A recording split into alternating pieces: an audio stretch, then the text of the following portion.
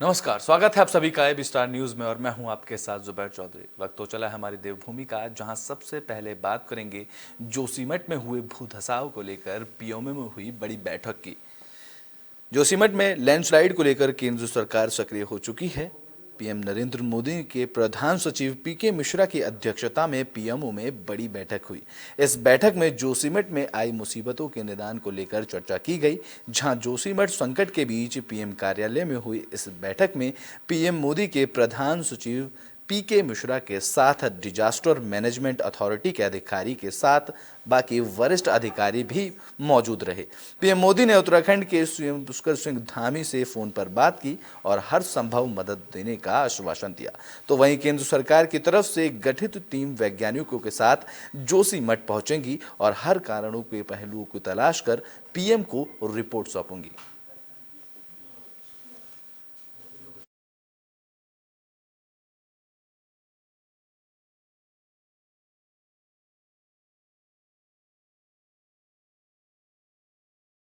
तो बुलेटिन में बात देहरादून की कर लेते हैं, जहां जोशीमठ में हुए भूधसाव को लेकर सीएम ने हाई लेवल की मीटिंग की। जोशीमठ में बढ़ता भूधसाव राज्य सरकार को चिंता में डाल रहा है, जिसको लेकर सीएम धामी ने सचिवालय में एक हाई लेवल मीटिंग की। आपको बता दें कि जोशीमठ की धरातलीय स्थिति को जानने के लिए राज्य सरकार ने पहले ही 14 अधिकारियों और विशेषज्ञों की टीम और वैज्ञानिकों की टीम वहां भेजी थी, जिसमें देहरादून से जोशीमठ पहुंची 11 डेलीगेशन की टीम वीडियो कॉन्फ्रेंसिंग के जरिए इस बैठक से जुड़ी, जहां जोशीमठ की ताज़ा हालातों को लेकर मुख्यमंत्री पुष्कर सिंह धामी को जानकारी दी गई। तो वहीं सीएम धामी ने प्रभावित सभी लोगों को सुरक्षित जगह शिफ्ट करने के निर्देश दिए। इसको लेकर मुख्य सचिव सुखवीर सिंह संधू ने भी जोशीमठ जाकर निरीक्षण किया, जहां उन्होंने भूधसाव क्षेत्रों का स्थलीय निरीक्षण कर जायजा लिया। उनके साथ डीजीपी अशोक कुमार, सचिव सीएम भी मौजूद रहे। तो वहीं उनके साथ दी गई विशेषज्ञों की और वैज्ञानिकों की टीम कारणों का पता लगा रही है। इस दौरान उन्होंने कहा कि तत्काल रूप से नागरिकों की सुरक्षा बेहद ही अहम है।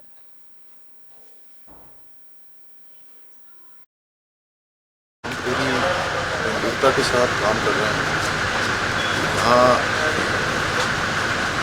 हमारा पहला काम है कि जो भी लोग उस खतरे की जद में आ रहे हैं, लगभग 600 परिवार ऐसे हैं जो जहाँ से पानी का रिसाव हो रहा है, जहाँ पर दरारें पड़ रही हैं, उस एरिया में सबसे पहले उनकी सबकी।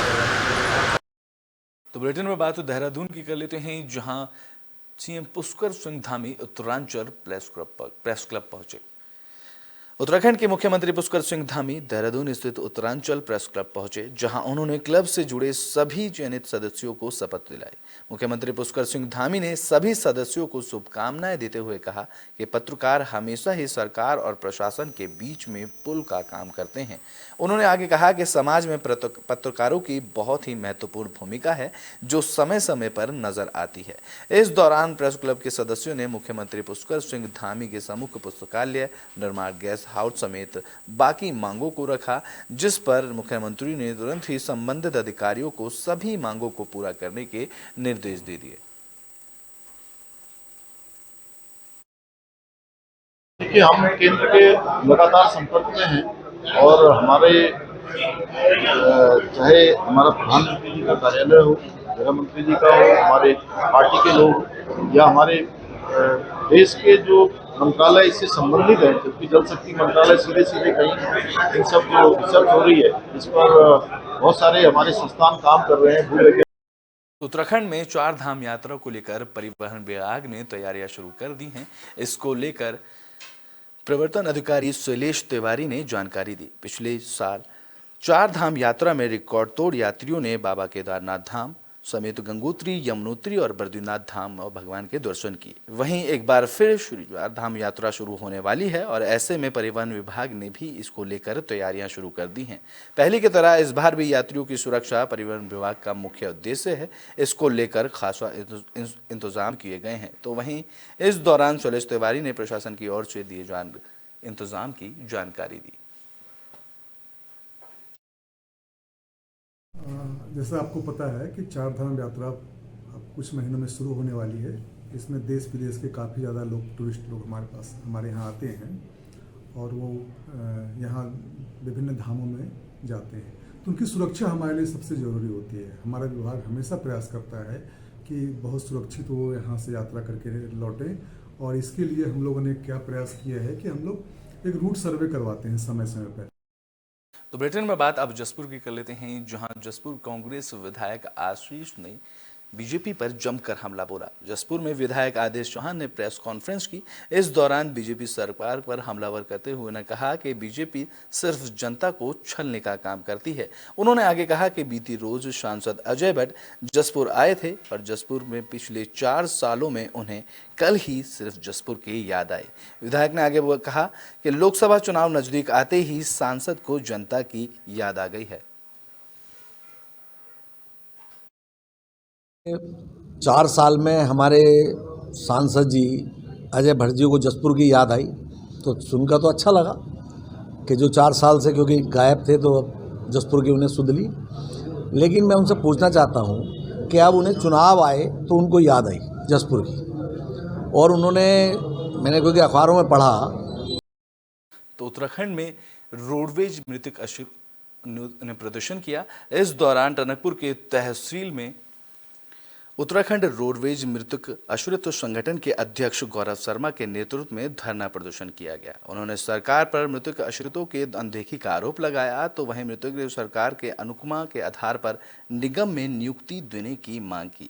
बता दें कि धरने के 17वें दिन धरना के बाद अध्यक्ष गौरव शर्मा के नेतृत्व में मुख्यमंत्री कैंप कार्यालय पहुंचकर नोडल अधिकारी के माध्यम से उत्तराखंड सरकार परिवहन मंत्री के नाम ज्ञापन भी भेजा गया।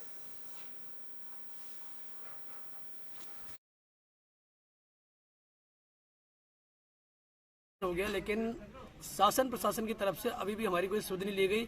और मजे की बात तो मैं ये कहूँगा कि मुख्यमंत्री कैंप कार्यालय हमारे टनकपुर में होने के बावजूद और हमारे माननीय विधायक, हमारे मुख्यमंत्री जी हमारे माननीय विधायक होने के बावजूद हमारी इस गंभीर समस्या को नजरअंदाज किया जा रहा है।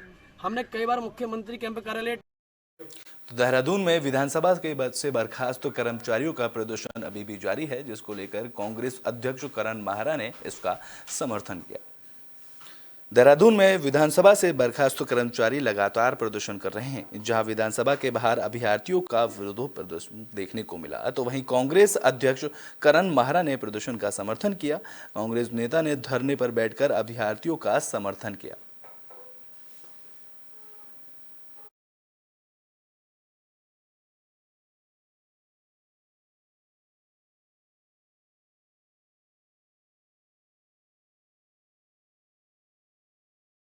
तो बुलेटिन में बात अब थराली की कर लेते हैं, जहां बीडीसी की बैठक का आयोजन किया गया। इस दौरान सड़क और सुरक्षा को लेकर चर्चा की गई। थराली विकासखंड के ब्लॉक सभागार में ब्लॉक कविता नेगी की अध्यक्षता में बीडीसी बैठक का आयोजन किया गया, जहां सदन की शुरुआत पिछली बैठक में जनप्रतिनिधियों की तरफ से उठाई गई समस्याओं पर कार्रवाई के साथ हुई।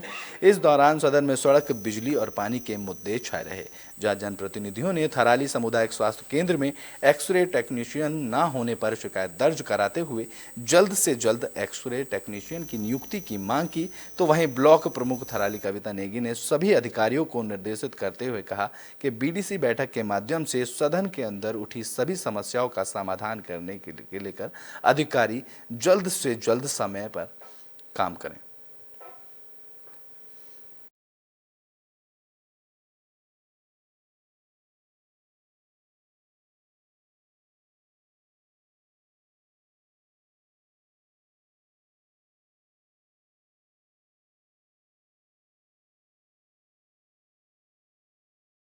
तो बुलेटिन में बात विकासनगर की कर लेते हैं, जहां अवैध कटान को लेकर टीम जांच के लिए पहुंची।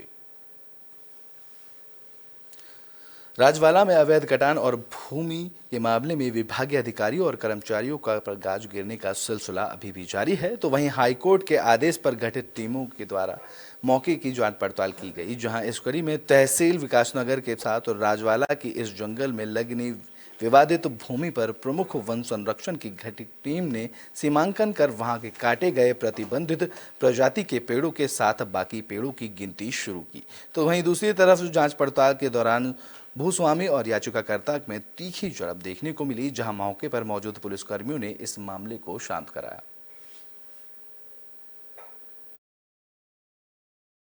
सर, माननीय उच्च न्यायालय के आदेश पर आज जांच चल रही है, क्या स्थिति है सामने की?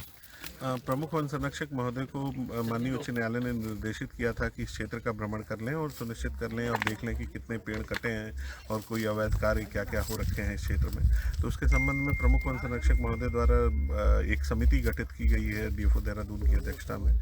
उसी क्रम में आज यह समिति इस क्षेत्र का भ्रमण कर रही है और चूँकि क्षेत्र बड़ा है और ठूठों को गिनती में समय लगेगा, तो समिति आगामी कुछ दिनों तक यहाँ पे विजिट करती रहेगी जब तक कि उसकी रिपोर्ट कंप्लीट ना हो जाए। जब मैंने हाईकोर्ट में पिटीशन दायर करी तो कई जो कालसी डीएफओ थे वो यहाँ पर नहीं आए, लेकिन हम धरने पे बैठे तब यहाँ पर आए।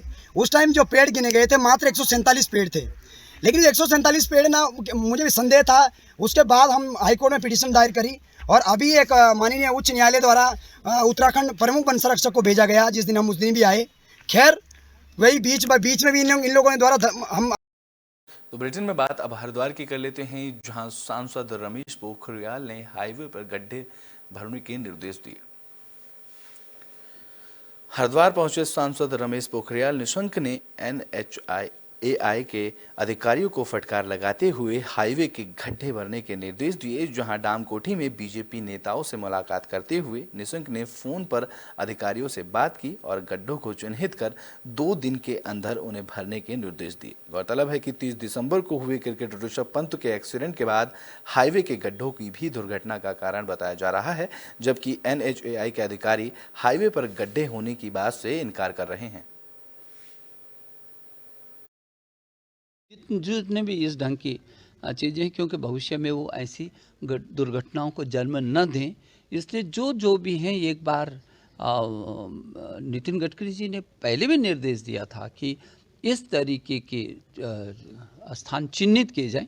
अभी भी उस पर जांच हो रही है, जांच चल रही है और मैं समझता हूं कि ऐसे स्थानों को निश्चित रूप में सुधार की ज़रूरत है। और क्योंकि अब नेशनल हाईवे हो गया, स्पीड। तो बुलेटिन के आखिर कर लेते हैं, जहां लोक निर्माण विभाग पर ग्रामीणों ने रोष जताया।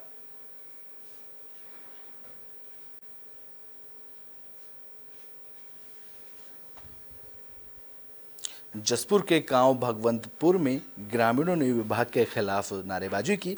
दरअसल जसपुर के भगवंतपुर गांव में लोक निर्माण विभाग की तरफ से नाले का निर्माण कार्य किया जा रहा था, जो पिछले 2 सालों से अधर लटका हुआ है, जिसकी वजह से ग्रामीणों में गुस्सा है। तो वहीं इस बात को लेकर उप जिलाधिकारी से ग्रामीणों ने शिकायत की, जहां ग्रामीणों की माने तो नाले का निर्माण कार्य पूरा ना होने से घर से निकलना मुश्किल हो गया है और नालों में बच्चों के गिरने का खतरा भी बना रहता है। इस मामले में उप जिलाधिकारी जसपुर सीमा विश्वकर्मा ने बताया कि कोर्ट की तरफ से निर्देश दे दिए गए थे कि नाले का निर्माण जल्द ही कराया जाए, जिसके साथ ग्रामीणों ने भी उस पर एक शिकायती पत्र दिया था, जिसके बाद विभाग को निर्देश दे दिया गया था, लेकिन अभी तक नाले का निर्माण कार्य नहीं हुआ है, जिसके लिए उन्हें 1 हफ्ते का समय दिया गया है। साथ ही तहसीलदार जसपुर को भी निर्देश दे दिए गए हैं।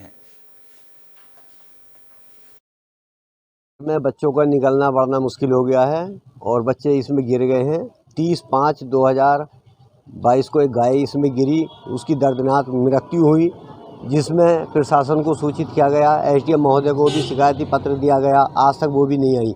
PWD विभाग के अधिशासी अभियंता को भी अवगत कराया, कोई लोग यहाँ मौके पर नहीं आए। जनता बहुत परेशान है, पब्लिक ने मजबूर होकर कुछ कार्य अपने आप कर लिया है, कुछ पड़ा है। इसमें जानवर, कुत्ते, बिल्ली गिर रहे हैं। उच्च न्यायालय के द्वारा निर्देश दिए थे कि जो नाला था उसका निर्माण जल्दी ही कराया जाए और इसके बाद ही मुझे गांव वालों ने एक शिकायत दी थी, तो मैंने उस समय भी निर्देश दे दिए थे, परंतु अभी तक मेरे संज्ञान में आया है कि अभी तक कार्य पूरा नहीं हुआ है। तो 1 सप्ताह का उनका भी समय दिया गया है कि 1 सप्ताह के अंतर्गत वो नाले का निर्माण कर लें। और साथ ही मैंने तहसीलदार को भी निर्देश दिए हैं कि 1 सप्ताह में जो स्तरीय निरीक्षण करने के बाद। हमारी देवभूमि में अभी के लिए बस इतना ही। देश और दुनिया की तमाम खबरों के लिए देखते रहें AB स्टार न्यूज़।